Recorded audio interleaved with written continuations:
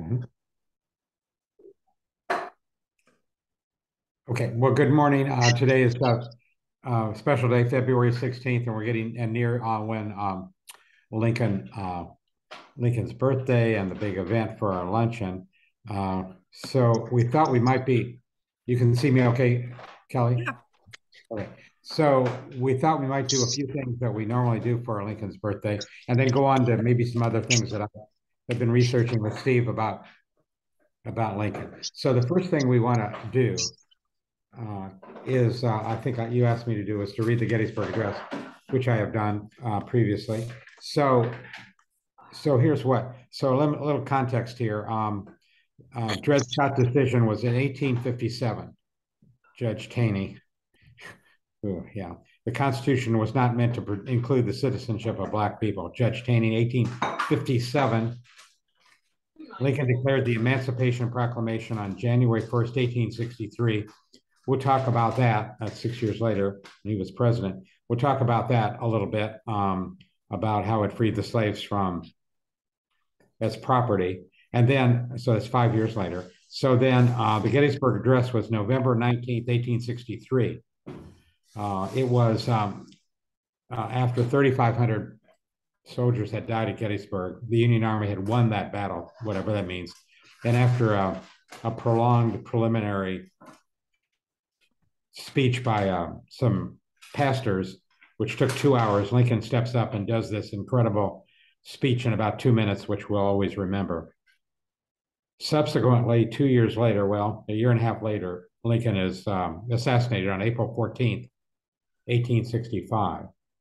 Now, after his death, as many of you know from the movie and from history, the 13th Amendment was approved, which abolished slavery, 1865.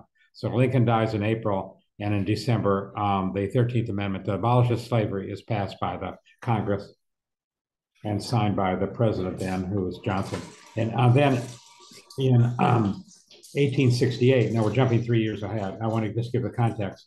The 14th Amendment was passed, which gave due process to everyone, equal protection under the law to all persons, regardless of their race. And then lastly, the 15th Amendment, the right of all citizens to vote, February 3rd, 1870. So you can see the progression here. And of course, we have the Civil Rights Act of 1965 as well.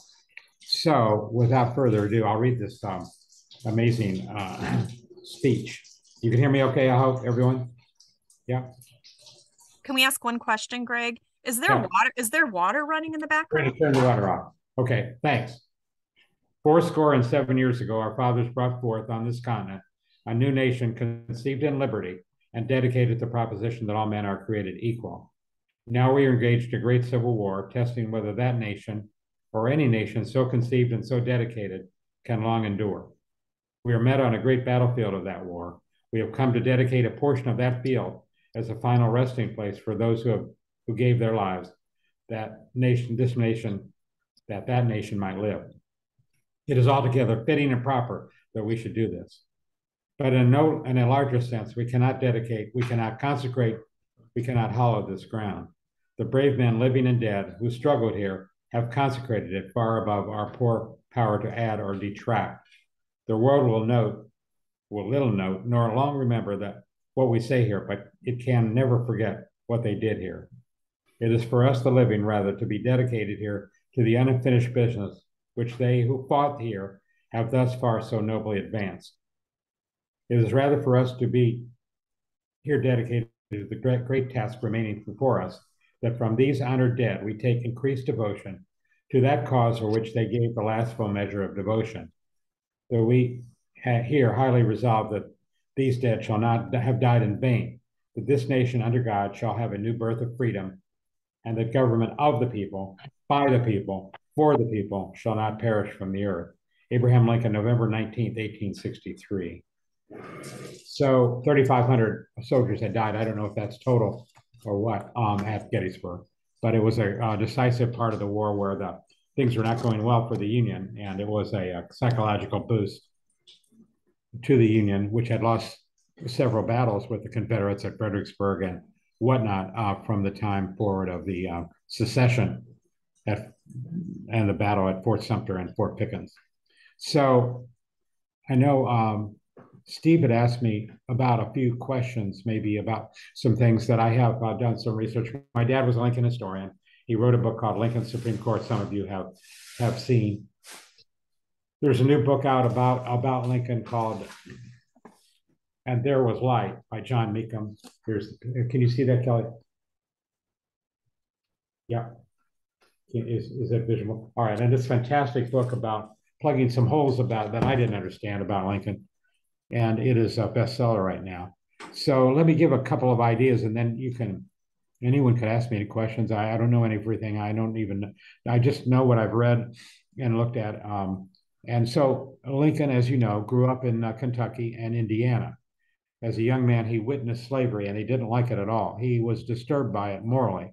He kept reading and involving his issues about slavery, morality, and God, and whether his future he thought was tied to two different things. Now, this is really historic because it comes out of the Bible as well and readings: luck and fate. Luck and fate. It was going to be his luck to do something different. He hadn't been educated other than himself, and he wasn't going to be pre-positioned to act in his life. He was going to test fate, which is exactly what he did. So that's a biblical thing. I mean, that's Old Testament, New Testament stuff. You can say, well, you're preordained or you're not. So then Lincoln later, educates himself, lives in Indiana, no formal education, but he runs for Congress. And those are those famous Lincoln-Douglas debates. I didn't really understand them until I read this recent book, because although he lost, his thing was the morality against slavery, which wasn't a popular issue then. I mean, it wasn't, the masses didn't really get that the government should be protecting, the state should be protecting, the states, not the federal government, should protecting the slaves from slavery. Well, Stephen Douglas, he was basically, we would call him today a white nationalist. He was a racist. He believed that according to God, blacks, Negroes were inferior and they were to be owned as slaves. And that was his thing. And he did that, and I didn't realize he did that until I read this recent book from John Meekum, that no, he thought God was, and others at that time, many reverends from the South and priests and even from the North, said that it was God ordained that there would be slavery of the blacks and inferior people. And he used that, and he won his Senate race against Lincoln, and then he won he also had won the House race. But it was definitely a white nationalist versus a person who believed God was that slaves were people and not property. Okay, so he keeps evolving Lincoln in this morality thing all his life. He goes against the will of the people over and over again, that somehow slaves, that we should have half slave, half free country, and he can't get over that.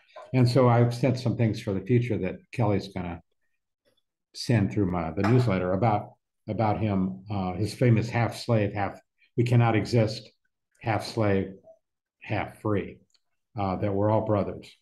So that goes on for a while, and he goes against this until he finally comes up to this election where he's elected. And I wrote that for this week's bulletin about how there had been secession riots and battles at Fort Sumter and Fort Pickens, and these terrible, some of these battles, which were coming after that. And so the Southern legislators and the Southern sympathizers, and I'll get to those in a moment, they wanted to kill Lincoln. They wanted to stop the electors, this may sound familiar, from electing him and try to kill the vice president. And that's 1861. So that's not 2020. It's 1861. So there's sharpshooters on the buildings in Washington, and these electors are guarded down Pennsylvania Avenue to the Congress, where the vice president, I guess that's Hamlin, is there waiting to count the ballots. And there was a question of, people were shouting fraud, people shouting, the election was stolen. I mean, things that we see today. So history is repeating itself, has repeated itself. He counts the ballots, and Lincoln is elected president in 1861. Now, in his inaugural address, which is very famous, and it's on the much of it's on the Lincoln Memorial in Washington, he talks about there must be compromise with our brothers. We have to work together. There is no reason that we were from the same source, but it doesn't really do much good, and the battles become worse. Now, there was an issue that I didn't understand in my dad's book, and I think it's clarified in Meekham's book, of who were these Southern sympathizers in the North, and they were called Copperheads. They were right here in Indiana, Southern Indiana, Illinois, very famous people because the cases became tried in Indianapolis, the Milligan case, I'm not sure of the Mulligan case, probably both. And then there's this Southern Ohio state senator, Vallandigham. Well, they were arguing that slavery was irrelevant. The Union, well, it wasn't irrelevant. We could have slavery and have a union of states. And so that was rejected by Lincoln over and over again. So they kept fomenting opposition to him. So this is where the word habeas corpus comes in. There's a rule in the law that you can't be held without some kind of legal proceeding. Well, Vallandigham was basically an anarchist, and he was arrested and deported to the South. Vallandigham. Milligan and Mulligan were tried in Indiana, I believe, right in Indianapolis, and found that they were traitors, treason, etc. Now, those cases eventually went up to this Judge Taney long after Lincoln was probably dead, and Taney reversed all that, but because of free speech. But at the time that it occurred, and I'm sure this is correct, that Lincoln saved the Union by stopping the Southern sympathizers in the North, and they were in New York, and they were not just in Indiana, and they were everywhere, who said we have to have a union, half slave, half free. That's what the compromises were that they wanted. So Lincoln continues to reject that. He says we can't do that. It's never going to work out, even if the Western states come in half, and the Southern slavers, they want to extend slavery to South America, all the way down to Central America and South America. They wanted slavery to be everywhere. So he answers this issue of emancipation. So why emancipation? Well, there are a number of reasons for it. The South was using the slaves as soldiers to fight the Union. That was one thing. And he felt that it was wrong for that to be occurring. At the same time, the South, if he could free the slaves, they would fight, he thought, for the North, many of whom who did. When that happened, then the Southern slave owners often killed the black soldiers that were going to go to the North, and we get into all that issue. And eventually, the Emancipation Proclamation occurs. Now, it wasn't like the 13th Amendment that ultimately had to be passed. It was a proclamation like, no, anyone like Biden does when he does these proclamations, they can be reversed. There were two reasons that he really did it, other than his morality about this slavery thing, was to get the armed forces boosted with black troops. By the way, they weren't paid. They were supposed to be volunteers because they were freed. And secondly, this is a very interesting issue. I didn't understand this either. His thought was once they were freed and the war was over, they were going to be sent back to Africa, to Liberia, or to South America, Central America, and have their own country. This was called colonization. We don't talk about that too much. But he was certainly in favor of that to a certain point, Lincoln was, until he finally became feeling that ain't going to work. And Frederick Douglass, the great black leader, said that ain't going to work, we're staying. Although many went back to Liberia, and some went to other places in Central and South America, Honduras, Suriname, and that happened. That did happen after the war. So in summary, it was all state law, and there was no federal right until the 13th Amendment, 14th and 15th, to protect everyone. And Lincoln said, I believe it was in this many times, it's quoted by John Meekham, I would rather keep the Union than live. And he ultimately gave his life, and John Wilkes Booth. So that's kind of the way it is. The Union was most important to him, but But you can say analogous to issues today. I mean, are we one country? Are we fighting each other for reasons of continuing animosity for various reasons, including race, so and economic equality? So he knew that by giving, well, another issue was in emancipation. The idea was that each slave owner would be given $300 to free their slave. Well, that didn't work out because the Congress didn't appropriate the money during Reconstruction. So I'm kind of up to the point where he dies, and I haven't gone any further in the book, but I do know that these were the issues that Lincoln faced. Besides his two sons dying, his wife having mental issues, and his generals losing battles, thousands of people dying. I think 57,000 died at Fredericksburg or something like that. I don't know. Can you imagine that? And here he's trying to run the country, and he doesn't. He has to find money, and he has to find soldiers, and he has to find a way to save what he believes to be the country, or it's going downhill.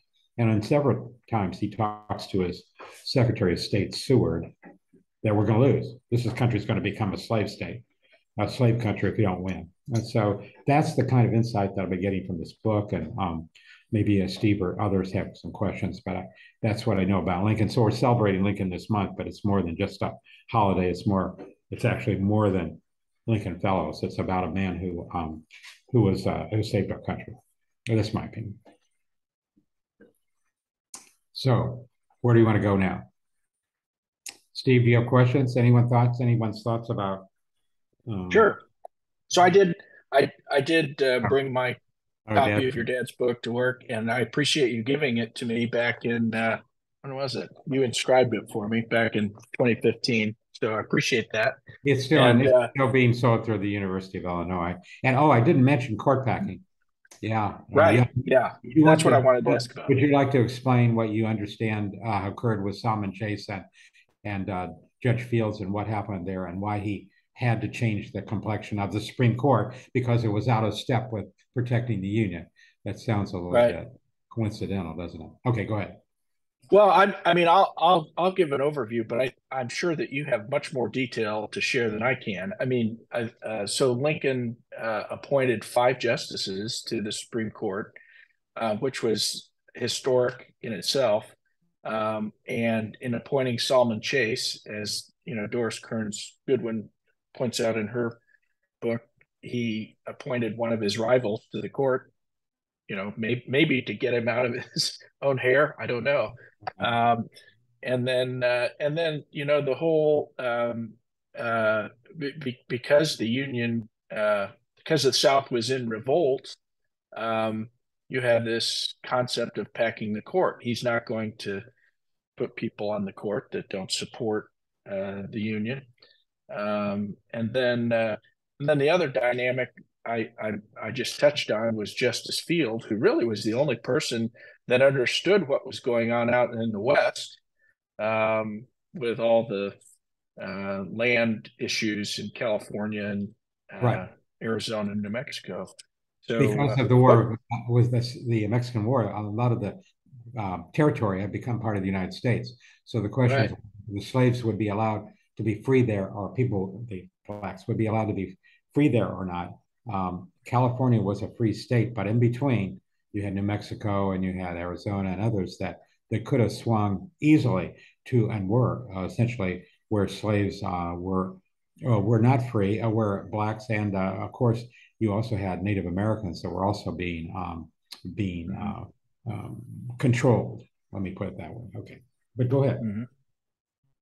Well, I think it's fascinating that all this, while you have the Civil War and the enormity of that going on, you have this really incredible period for the Supreme Court that no one really studies or talks about. And it does come up today when people talk about packing the court and suspending habeas corpus, which I guess George Bush did too.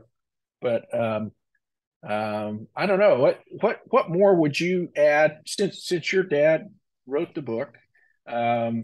Is there anything that you've discovered in the decades since then that could have been included in the book that wasn't? It's a unique book. William Safire, who many people don't know, was a Lincoln scholar, cited that book as a way that when the Supreme Court's out of touch with the public, or in this case, when they were actually Southern sympathizers on the court, that you either had to increase the number or remove them. You had an impediment there with Supreme Court Justice Taney, who was a Southern sympathizer, basically. And eventually, the court did say that all this habeas corpus and all these detentions were illegal after the war. But he wrote that Dred Scott decision. So he has not stood the time of history. As you know, he was taken down recently as a bust in the House of Representatives. The bottom line was you sometimes have we often have justices that are not up to speed on what's going on, or have sympathies that are not. I mean, they have a right to their own everything, their own opinions. But if times change and things are different, then it's possible that the court may need a new look, whether it's by increasing the court or intimidation of those who are there. I mean, you can write a book on that and analogies to other times. FDR, I'm not really an expert on FDR, but you know that his actions were eventually proved to be legal, but there was great animosity about what Social Security and certainly have that today. Social Security and other benefits out of the Depression. So the Depression made a difference. The Civil War made a difference. Query whether today's world of not thinking of us as all Americans together sometimes is another time that we have to have either a larger court or a separate court because there's too many cases. Maybe we need three different sections of the Supreme Court. We're not bound, if I understand it right, Steve, by having a particular number or a particular number of court, or whether there could be more than one section of the Supreme Court. And I believe it takes a simple vote of the U.S. Senate and the House. I don't know about that. I don't know whether I don't think you need a majority, but I mean I don't think you need 66%, 67%. I don't know about that. But if times get completely out of whack with the court, and the court's docking down things that are popular with the people, the question is, what is going on, and where is there some accommodation? So remember, Lincoln was asked over and over again to make compromises on slavery. It was the easiest thing to do. Half slave, half slave, new states coming in, part slave, part of them were slave, part of them free. He thought that was completely unworkable. He was trying to, the people that came to him with compromises, oh, won't you do this? Won't you sunset the issue? I mean, we've heard that recently. But he said, no, I can't do it. We have to have reasonable people working together to stop something that's immoral. And that's another issue. He evolved on his concepts of God.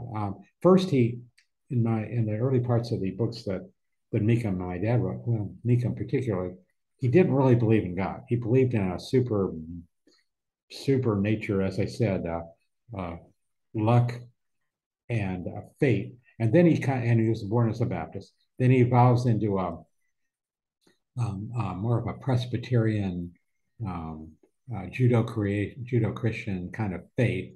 He's still not sure about God. And then he evolves in the end, before he dies, to reading the Bible, the Old Testament, and he gets great strength from reading the Old Testament in those terribly trying times. And we can't even imagine what those times were like in his house and in that White House.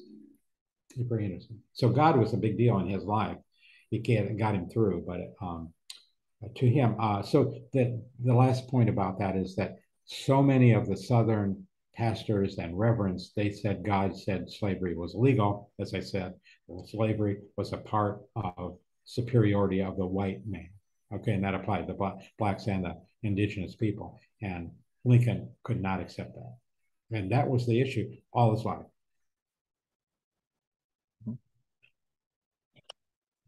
Anyone else?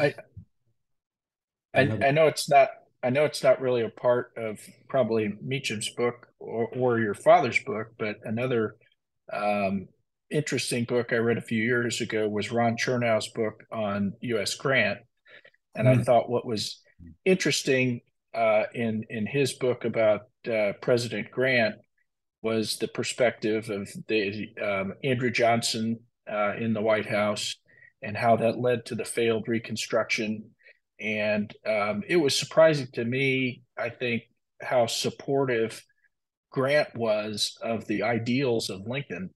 But I think too much damage had been done by the Johnson administration and people that supported the continuation of slavery for Grant really to have much of an impact. You know, you had massacres in the South, in New Orleans and Charleston, that are really not in our school books. Well, there are some people should know about. Yeah, there are some of our states. At any rate, they're in some of the AP classes. But what I wanted to say was, Grant eventually was elected president, and he brought back a lot of things that he agreed with Lincoln about after Johnson. And during the war, Lincoln found him as his best general, and that's true. And if you look at the movie Lincoln that was produced recently, you'll see Grant is prevalent in all the decisions that Lincoln is finally making. One of the side notes, you brought this up, so in the book, is that Grant was concerned about Northern profiteers that were making money on cotton during the war. Okay, and he was very mad about that. So he, on his own, said that those profiteers were going to be arrested and they were no longer going to be able to serve in the armed forces in his army. And that included some Jewish merchants. Mm-hmm. So he ends up, Lincoln says, mm-hmm. Nope, sorry, you can't penalize one group for some individual, right. Which I thought was just great. And Grant agrees, and that's the end of that issue. So there's always mm-hmm. been some feeling that for some reason Grant was anti-Semitic, no, he was anti-war profiteering, and he would right. do that. But he did pick on some Jewish profiteers who were arrested and imprisoned, and that's fine. Mm-hmm. But he didn't. So that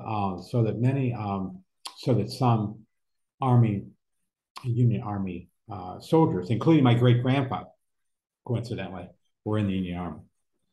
That's true. If you haven't seen it, this is Pat. There's I think it was WFYI, but there's a short. It's probably about 7 episodes, about an hour, 2 hours long, series on Ulysses S. Grant. And it takes him from his days with his parents to really after the war, etc. And it's an excellent series. It emphasizes how much he was a cavalry officer, and also before he went into the war, obviously. And there is a meeting in the movie between him and Lincoln, and then there's his presidency, and then afterwards, it's well worth the watch. So try PBS, and you'll find it. Ulysses S. Grant. Thanks, Pat. I haven't seen that, and yes, I think his image has gotten better. You know, there was some thoughts about it. And I think if you and your lovely wife can figure out my Apple TV, you might be able to find it on that. It'd be an impossibility, actually. All right, we'll see how that goes. And Grant is more than worrying about who's buried in his tomb. Okay, he is a very special person in history, and really was a very big factor in the Union Army winning these battles and psychological battles. When we think about how many people died, so the battles that we think about, Antietam and all the rest, there was fantastic sacrifice by both sides. Yeah. Mm-hmm. Yeah. Hey, Stephen Gregg with Steve Robinson. I just was curious about the Supreme Court deal, and the Constitution does not establish a number of justices. In fact, the original Supreme Court that was instituted was 6. And then it went to 9, then it went down to 6, and then it went to 7. And then I think it said 1937, they added 2 to be 9 because we had some additional federal court areas that had to be governed. So, and it's stayed at 9 since then. But in order to change it, it's got to be an act of Congress and signed by the president. Thank you. Yes. There you go. I hear you. it's something that's out there. There have been study commissions on it. As I said, Lincoln was able to remove some people who were not, they either resigned because they were no longer unions. They were no longer supporting the union government, but he intimidated them to try to save the union. And this habeas corpus thing, he had to do what he had to do. I mean, sometimes the president has extraordinary powers that must be used. In this case, I can't imagine anything more than that man could have done. And he had to do it, whether he thought it was illegal, it didn't matter to him. He had to save the union and stop people from fomenting revolution inside the North, which is what's going on. The Copperhead. Yeah. Other questions? Nancy, I bet you have a question or two. I bet Nancy has. Roger? I joined late, so I'm catching up. Oh, okay. Hope you're feeling better. We're talking about Lincoln and beyond Lincoln luncheon, what that man's name really means and what he stood for, the morality that he always espoused. I mean, he was not perfect by any means, because he, wanted to send the blacks and Negroes back to Africa. I mean, that was part of the deal of emancipation. But he evolved even further, so that at the time of his death, he was definitely against slavery, and he didn't want it to occur. Maybe more importantly, maybe as important as the slaves themselves and the indigenous people that were enslaved was the saving of the Union, the country. That may have been, that really was, that those who were pro-slave in the North, that was their other issue, was if it was half slave, half free, the Union would still be existent rather than two different countries. So if you also want to see a great story that Robert Redford actually produced about Lincoln's assassination, it details the trial of Mrs. Surratt and her eventual hanging. Right. But it shows her as actually a very strong Catholic woman, and it's a very good, very good. If I could, and thank you, Pat, for bringing that up. My maiden name is Surratt. Oh, wow. And I didn't know if you knew that, Greg. I thought you knew that. No. So in my family, and I always thought that we were Yankees like forever, but apparently not. The plotting that went on for the Lincoln assassination, took place in a boarding house that Mary Surratt owned, and her son was very involved. And there were, I believe, seven other men who were also involved. And I always thought it was sad that she was the one who was hung, because the likelihood that she was participating in any of the discussions is very small. Women were not crispy held chicken sandwich, extra mayo. Could somebody needs to mute their speaker if you're ordering mayo. Go ahead, Nancy. Yeah. So women really were not medium Coke. Pardon? Nancy, I'm sorry. Go ahead. I think we got the order off the table now. Go ahead. I'm sorry. So I always thought it was sad that she was hung. Pat just mentioned a movie that was called The Conspirator, I believe. And it was at the title, Pat, The Conspirator? I think it was. I just know that we watched it, and then somehow or other it developed little legs and walked off. I think it went to Justin's history class.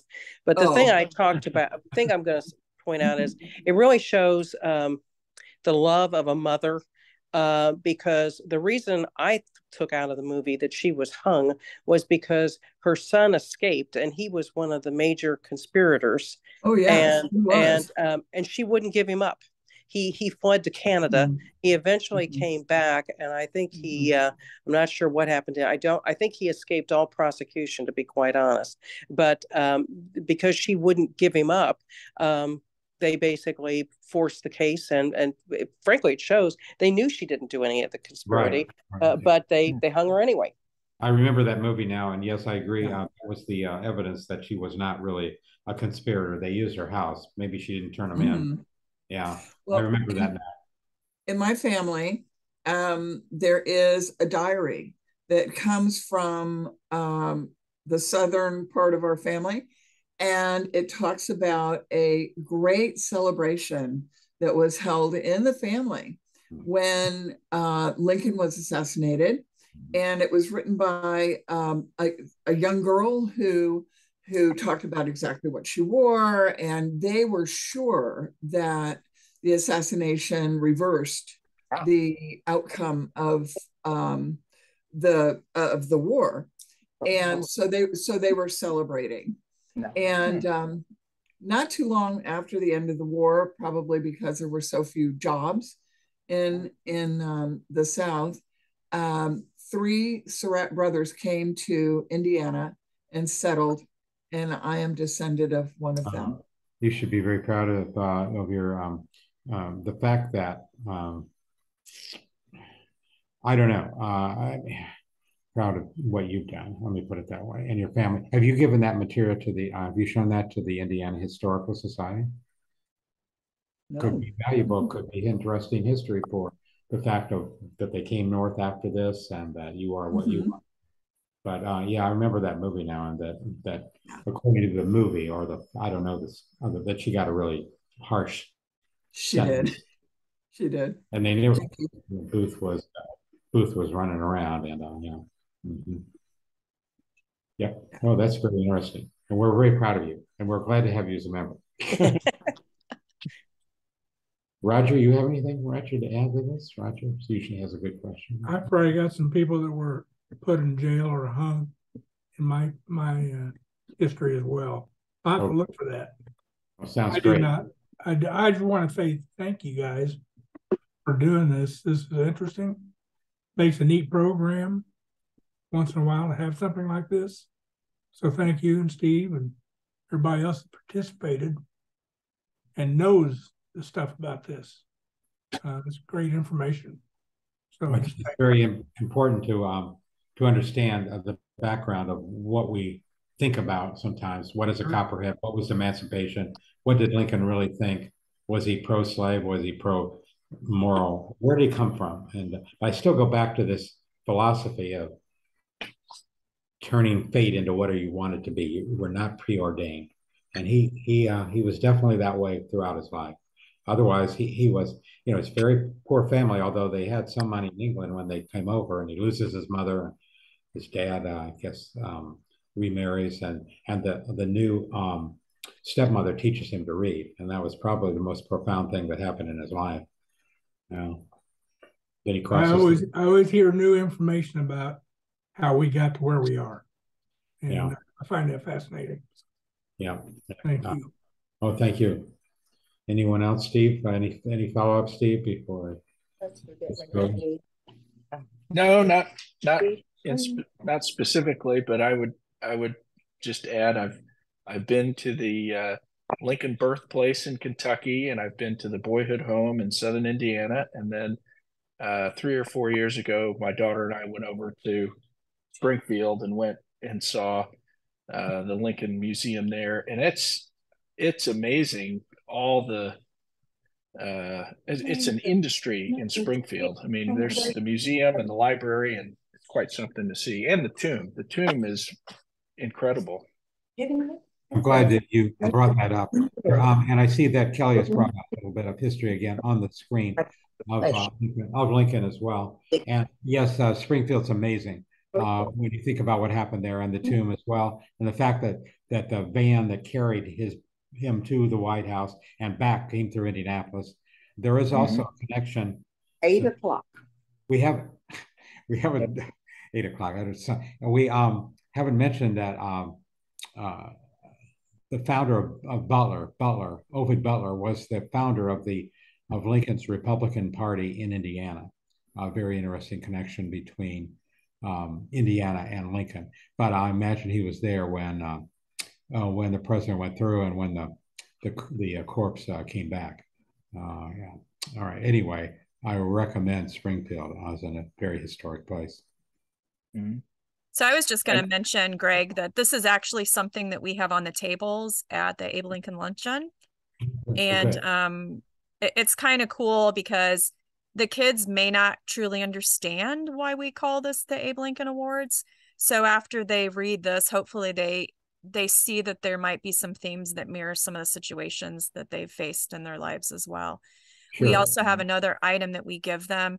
It's a poem that Mary Marsh started giving when she was president. And it's really about not giving up. So we hope that they walk away from the event really empowered. Yes, and he never gave up for sure. And that's good for us. I'm glad cannot be there for that, but I know it'll be very nice. As usual. Well, thanks for the opportunity to share some thoughts. And I recommend you get a copy of John Meekum's book. And it's very readable. It takes a while to read it. He has some amazing information in it that we did. As Roger said, we take a lot of stuff for granted. And one of the things we take for granted is Lincoln. And I mean, he was extraordinary. And the more I read about him, the more I believe that. And, you know, he gave up a lot to save our country. So, yeah, you can use the example of him in everything you do in your daily life and what you expect from your officials now, I mean, elected officials, et cetera. Remind them of what sacrifices were made to get them where they are. Yeah, that's my only pitch about that today. And thank you all for your comments. And I thought, you know, we kind of cleared the air a little bit about things. We won't have any quiz, though, about what a copperhead is or what was the emancipation really legal. Okay. So we have one other thing that we wanted to share. Some of the Abe Lincoln committee members have been talking about this, one of them being Nathan Ashworth, one of our former scholars who also works for IU Health. So one of our Circle of Valor members, Cade Thompson, actually was a Riley kid.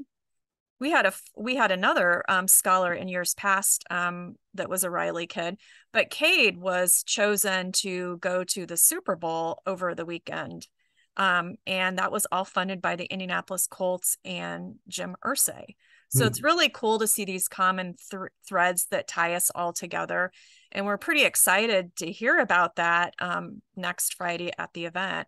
So what I thought I would do was just open up any questions about Abe Lincoln. I know we've got several people on the call that'll be there next Friday, and see if anyone has any questions that I can answer about the event.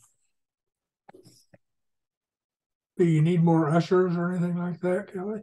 Yeah, we kind of play a game where we try to make sure that the students have a Kiwanis person that's rooting for them. They meet them at the door. They sit with them. It's always an orchestrated effort to find the right people to sit with the student. For example, and several of you we've already contacted. For example, we have one student, Irvan Hernandez, and his parents are from Mexico and they don't speak any English. And we had a counselor reach out to us and say, hey, would you be providing an interpreter? And we know the lovely Laura Holloway is fantastic in that area. So Laura is going to kind of step in. She did a similar thing last year and really make sure that that family feels fully invested in the event. Oh, that's and great. We have a little friend, Rafael Sanchez, who you all know and love. He'll be at our event again, and we know that he's going to jump in and he will probably immediately recite the remarks in Spanish to the family so that they, feel taken care of. Right. You guys, there are some amazing students. So if you haven't signed up already, we really hope that you do. I mean, we're just blown away by what they've been through, the conviction that they have, and just feel really proud that we get to make them feel a part of something bigger. Kelly, could you, this is Pat. Yeah. Okay, this is Pat McCrory. I was assigned a table and I can't do that because Greg knows about mediation training. I signed up for another level of mediation training and it happens to go through that Friday, but I think I may have talked my husband into filling in for me. So could you just send me something short about timing and all that sort of thing, and where he needs to be, and do you want to sign him up, send a check. And I was thinking of having him take our 19-year-old daughter with him. Oh, that would be awesome. That sounds great. Yeah, well, so far I'm getting ugh from the background. So you got a sales job there. Kelly, it's great. Can you hear me? It's great. Can you how many people do you think are going to attend this, in your opinion? So right now we're really trending at about 165 people. That's very similar to last year. And we definitely have plenty of room for more. If you guys all recall, we're at Primo this year. And we've got, plenty of space, but we're trying to lock all of that in on Monday so that all those details can be finalized with the facility. So I'll have you add 2, but send me that information to my Harrison Mobiles, because Mike's a paper guy, and I'll print it out and hand it to him. So thanks, guys. I thought it was a great presentation. I got one other thing to add. The saddlebred, the reason I went to Springfield is because of saddlebred horse shows. It's a breed that the Confederates often used. And in the saddlebred world, Ulysses S. Grant is credited with saving that breed because he let all the Confederate soldiers take their horses home with them. Wow. Well, that's fascinating in itself. Kelly, could I ask you just 2 reminders to put a membership form on those tables? Have you got any plans on going to this Kiwanis thing next Friday? Kelly, you're going to put Primo at the Abe Lincoln thing. Put some Hold on, I keep muting everyone. We're so chill with each other, aren't we? Yeah. Can you put membership forms on the tables? Yeah, we'll have like a main table, like a kind of welcoming registration table. So and the young lady that was there last week, which the program was so good, from the Star, she will come. If you might remind her, she will be there for the Star. So we've given her the info and kind of asked her and prayed on it and hoped that the Star will see the value, even if their reporting base is really just bug her. Just bug her. We got to get on the front page. Okay, great. Bye. For this opportunity Bye, to explore Lincoln, and I hope everyone has a really good week. So I have just a couple of housekeeping issues with Abe. So Laura, I'm going to send an email with the info about Irvine, and Steve, since you are also sponsoring the Crispus Addicts table, we want you to do that with Jamie's. Jamie's has another fantastic story, and I think you're going to be blown away with her. She's an amazing young lady and one of the most polite young women that we've encountered in quite some time. So it's really, really awesome. Jackie, be sure to follow up with me as well. I know that you've got some things with Abe that you're trying to work around. Lou, I believe Lou, you just registered, correct? I think I saw your info come through.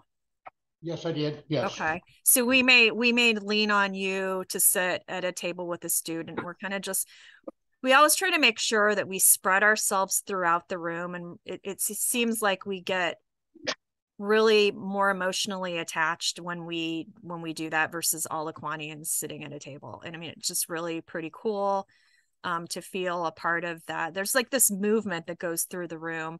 And I think, last year was my first Abe, and I really remember that one of our young men, he was one of the scholarship recipients, John Kendrick from Lawrence Central. When he received his award, he said, "I don't understand how I was chosen. I'm just listening to all of your stories, and I just can't believe in how proud I am to be a part of this room." And we want to all walk away with that as well, because this is why we do it, right? Kelly, is this going to be on a Zoom or on a live on an internet, or is the program on at all? No, the internet connection's spotty at the facility, and there's an extra charge to make that happen, but it will be recorded. Okay. I had a question. Do you need the RSVP help? I thought I remember calling last year. Yeah, so Wendy has assigned all that out, but we kind of need to do some final checking to make sure everyone's reached out to the students. We have a Google, a shared Google document where we're tracking all that information. So for example, as the student sends their RSVP info in, I'm writing that out. So those of you that are checking in with the student, you know what they've already committed to, and you're not calling them and, you know, without any of that information. But we'll connect you to that, Laura, as well. So you can just let him know that you'll be there, so the parents feel taken care of from the minute that they arrive. Yeah, sounds good. Awesome. Awesome. Greg, you signed up to be a table sponsor, correct? Right. Did you have a particular school that you were interested in, or do you want me to match you up with someone? Yeah, just match. Oh yeah, just match me up. Awesome. That's good. No. Awesome. Awesome. Kelly, you can add me for 2 tickets. 2 tickets. Okay. Yeah. And I'll be a school sponsor. What's that cost? So the school table sponsor is $150. That includes 1 ticket. Okay. I have a final quote from Lincoln. I have a final. Okay, here it is. And this is his speech when in June 20th, 1848, a long time before the Civil War. The true role in determining to embrace or reject anything is not whether it have any evil in it, but whether it has more evil than good. There are few things that are wholly evil or wholly good. Almost everything, especially of governmental policy, is an inseparable compound of the two, so that our best judgment of the preponderance between them is continually demanded. Yeah, that is so relevant. Anyway, June 20th, 1848. All right, thank you so much for this opportunity to explore these ideas. Bye, Everyone. everybody. Thanks everyone for joining. Bye, everybody.